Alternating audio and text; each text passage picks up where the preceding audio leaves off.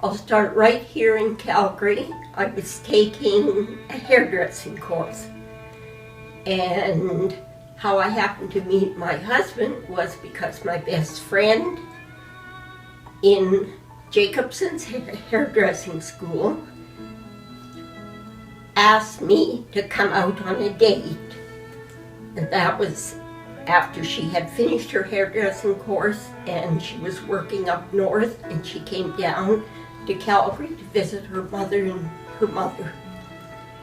And I went out on that date. They picked me up, and lo and behold, Joan, my friend, and her husband had brought Steve, who was my husband. They had brought him along with them. And we went out to dinner, and on it goes from there. It's a long story, but 6 months after that first date was our wedding date.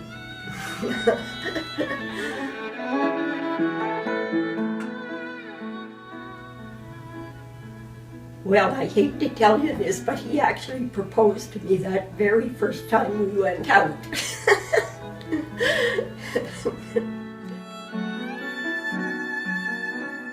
Well, we just went by car and we traveled down to Vancouver and across to Washington, and then came back through the United States and back home.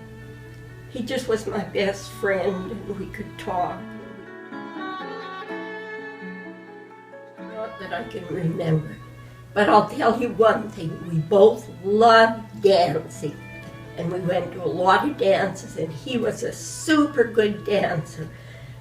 And one thing I can remember him saying is, even if there was nobody on the floor when the song started playing, he was right there.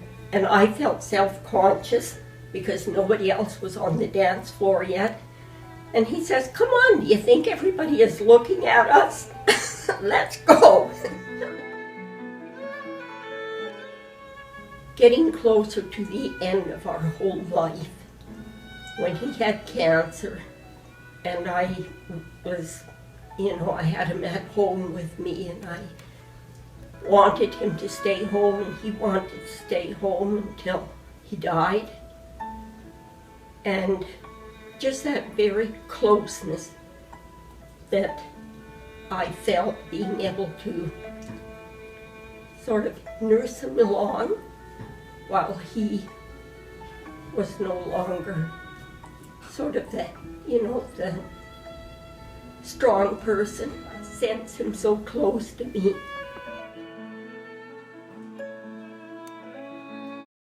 Love you, sweetheart.